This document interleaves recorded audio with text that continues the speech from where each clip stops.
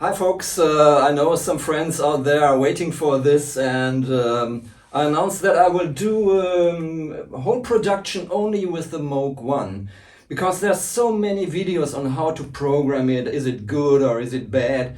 And you have one sound or the other sound, but I don't know, maybe you've seen somebody who did the bass, the chords, the soloing, everything based on sounds made with the Moog One. And all sounds are customized, so I programmed all these sounds.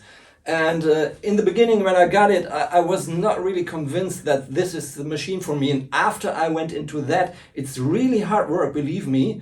I found it's a fantastic machine.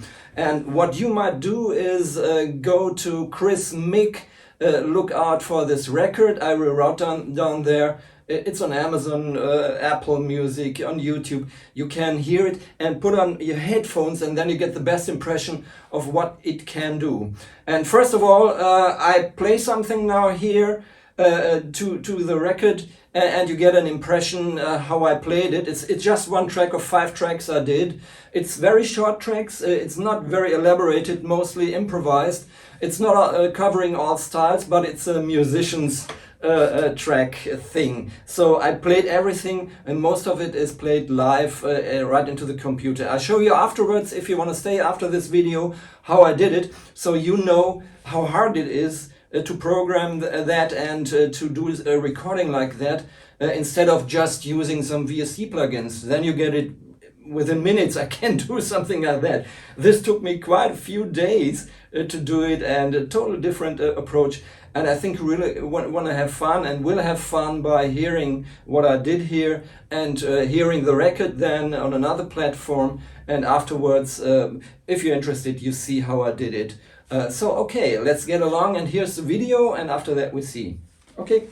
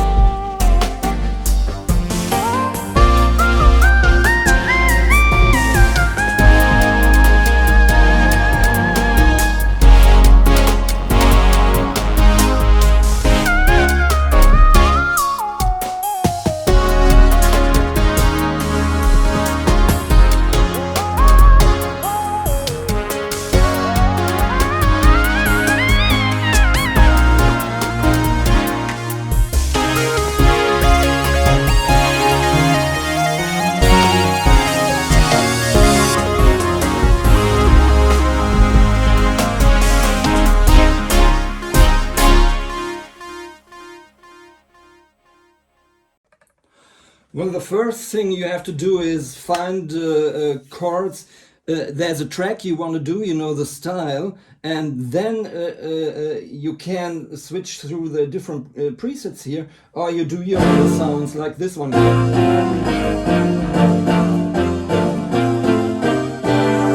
And you can tweak it, do different waveforms, wave angles, or maybe do some hard things.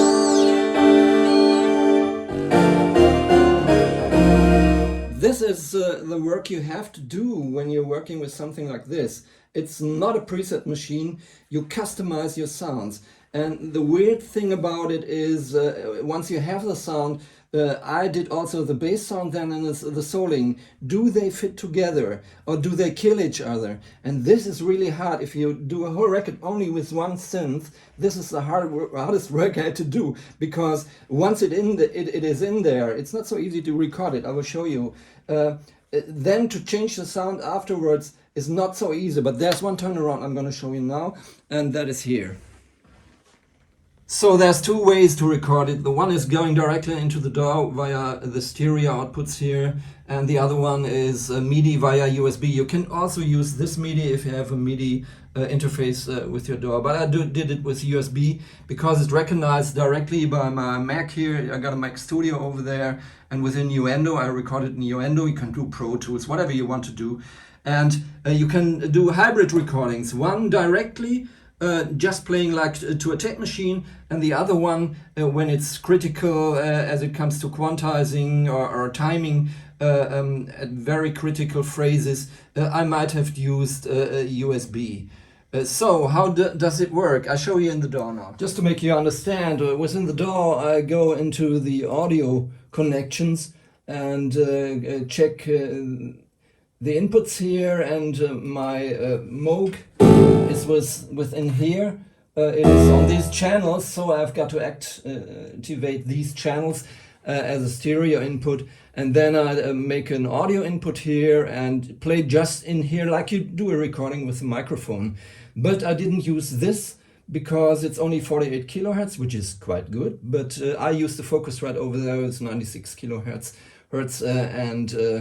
so it's better for this analog stuff to get into higher kilohertz, and of course 24-bit. Yes, this is one thing, and the first tracks here I did like that. I just played it in.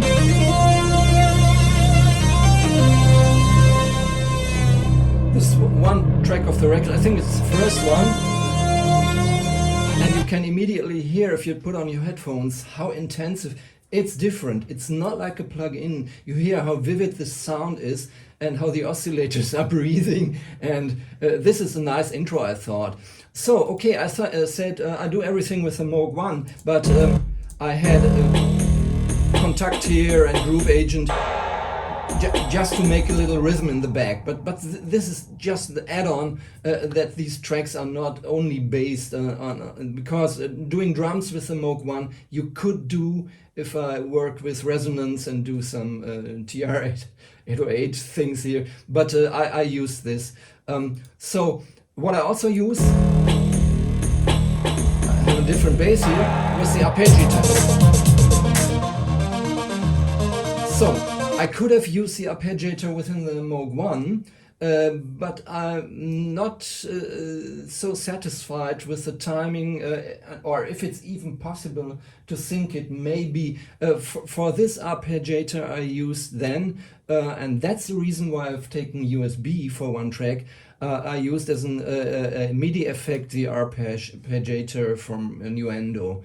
Okay, so some things I did with Nuendo. How did I do this? I just made a MIDI track and called it whatever, arpeggio, and then normally you see the outputs of this all MIDI inputs, and there I find the Moog One. And what I do have to keep in mind, if you don't do local off in the Moog One, I could use the Moog One to play MIDI in, yes? You see, if I take it here, it's coming in there, but it's a loopback, so in the end you get some problems. So I've taken a different keyboard here as an input, a complete control.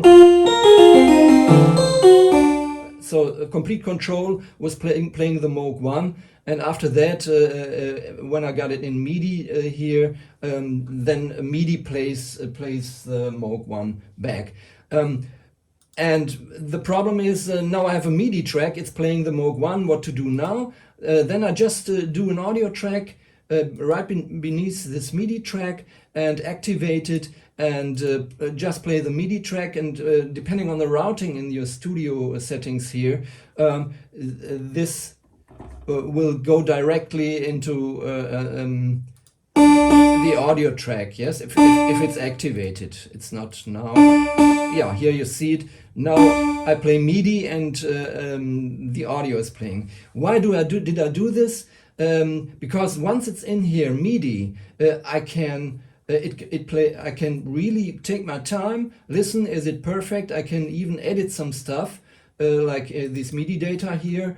And once I edited this, I play it back and record it. And while it's recording, I can go to the Moog One and tweak with the filters and even with the waveforms and with the volume, so I can do some live action while it is playing. I'm not sure if it did it on this ARP here.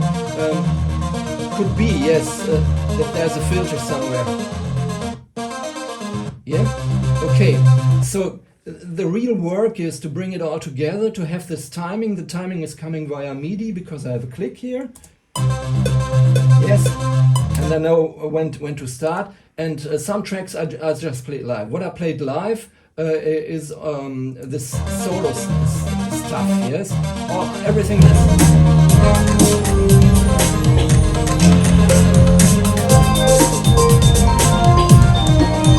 And what you hear at this point is how different the sounds of the Moog One can be. And that was the goal of this whole recording, to make you understand what it can do, yes? It does like something like this. This is a very strange sound. I only get this on a Moog One, yes? Or something like this here. There's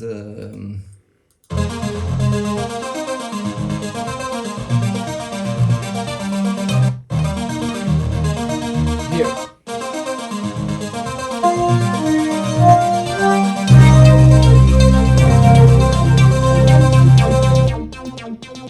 There's something around here. Here's the solo. And we're going.